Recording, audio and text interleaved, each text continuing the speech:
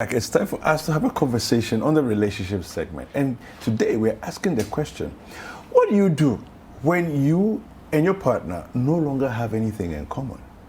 It's kind of a difficult place to be. Well, we have Mrs. Mary Rose Saki, who is an entrepreneur and a counselor, and she's going to help us to get into this. Good morning. Good morning, David. How are you? I'm fine, thank you. How are you? It's good to have you here. I'm very well, thank you. Thank you. Yeah, so what even gets people to that point where they no longer have things in common? I mean, this is presuming that at a point they would have had things in common, and then, now they don't. What brings that about? Thank you very much. Good morning to all the viewers out there. Thank God it's Friday. Yeah. It's always nice when it's Friday. But this topic, I've been smiling and smiling because in relationships, two different people come together. And you come together sometimes because you find yourself, you have common interest and all that. But one thing sometimes we mix up is having common interest and being compatible. They are two different things. Okay. Compatibility is working it together. You are working things together for a targeted goal, to be able to get to some goal. Common interests are things that I like, you like. Yeah. Let's say I like fufu. Yeah, you also like fufu. Like my friend Jifa likes fufu. Yeah. And then fufu and the bunebuno, you like fufu, you like traveling. Yeah. I like traveling and things I like. But those are common interests. Doesn't common interest aid in compatibility? Well, it aids, definitely it aids. It makes it easier. Okay. It makes it easier because already you have certain things in common, so it picks up. But usually we are different people with different personalities, then we come together. And there's something when we come together, there's something we call shared meaning in our relationship. Your shared meaning is your shared values, your shared beliefs, your shared goals. So you come together not because common interest is like a buffer. But it's because you have a certain shared meaning. We our shared meaning of love. I like you. Despite the fact that we don't have things in common, I like you. I enjoy your company and all that. Yes. Those are values and beliefs that you share. And so when you're in a relationship, sometimes we mix it up. And then when things are not going the way we want, we tend to make the marriage a battleground. But we are not in love to battle. We are not in love to fight. We are in love to make ourselves happy for a better end, for a good future. And a good future is usually with this shared meaning. You see that you have something that you are working towards. So when you have been able to define that thing, no matter what life throws at you, you are able to, you are resilient in your relationship. Because relationships are not as smooth as, like, it's general life, like as it is. Life is not that smooth. You go through, sometimes you get sick, you get well, you get job, you're out of job, you're happy, you are sad. That's life. That is life. That is how we live life. So in the same way. So there are times that when you are in a relationship or when you marry, you may lose those common things because when you come together as a union, you can either grow together or grow apart. So sometimes you might even start, you have everything in common, but with time your interest changes because we are people, we are dynamic, we grow, we change, our perceptions change, our taste changes. I mean, things change about us. And so if we don't make deliberate effort to build those things together or keep up with it, what we call ritual connectedness.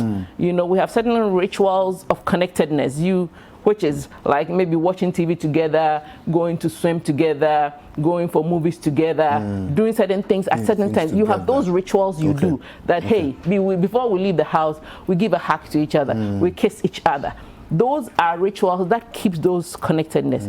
But sometimes when life becomes busy for us, we tend not to give too much attention to some of those things, and we start growing apart, because now you are spending most of your time in the office talking to different people for longer time than your partner. And so your views are changing, all sorts of things are coming in. You are hearing different perceptions of people's worldview, and you can buy into it. You know, it slowly drags you into it without your knowing. So before you realize, all these common interests could fade, you know, because sometimes there are foods that you like that it gets to a point you don't like it again. It happens. It's not stagnant or static. You know, you might like fufu and tomorrow you might not like fufu. You might like rice and at a point you might not like rice for a good reason. Maybe you can't take it again, or maybe because when you eat rice now you react to it.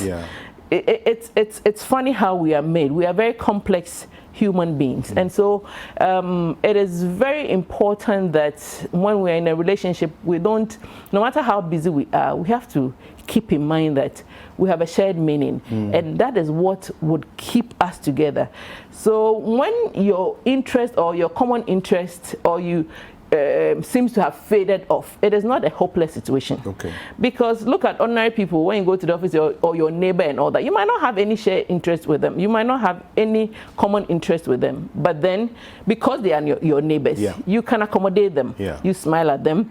You greet them. You have to talk to them when you have to talk to them. But in your home, when you come to the realization that you seem to have lost your connectedness or the common interest, then you have to sit down and find out, where did we go wrong? Where did we start all this? So you do introspection as a team. Because so the first thing is introspection. Yes, because when you're working together with your shared meaning, and you are working as a team, as a couple, you're a team, and your aim is to win. So you sit down and try and find out what went wrong.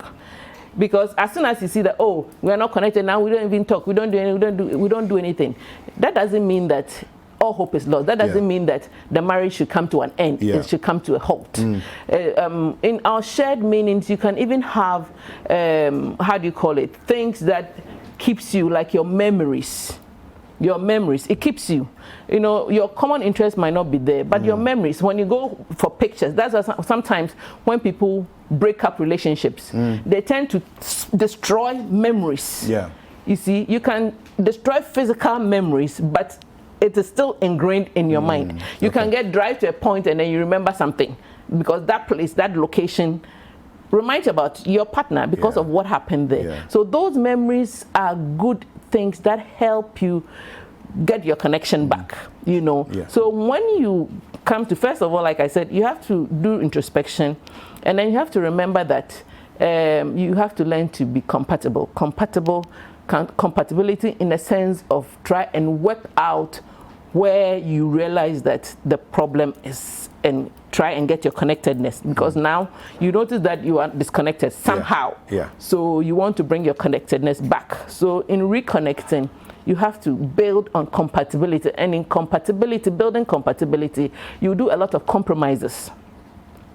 Compromises where you have to look at, you know, we are compromising so that we can go forward. We are compromising so that we can benefit.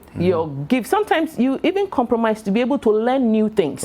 Your partner has become evolved over the years, so you want to learn the new things or who he has become to add to yours, and he also is not one way, both of you. So you compromise also means that both of you lose something. You know, it's not just one person. Both of you have to give up certain things to be able to come to a common ground and pick up certain things again. You know, and then you can also compromise looking at times, and sometimes making it fun. In your compromises, you can make it fun. Okay, so should we go out or stay at home and blah blah blah, and then you can maybe toss a coin, you know, to decide and all that, so that there's not conflict. When you come to those kind of stages, you have to have an open mind. You have to be more accommodating. Yes, you have to be purposeful. You have to work hard to rebuild the connection. Yes, to rebuild the connection.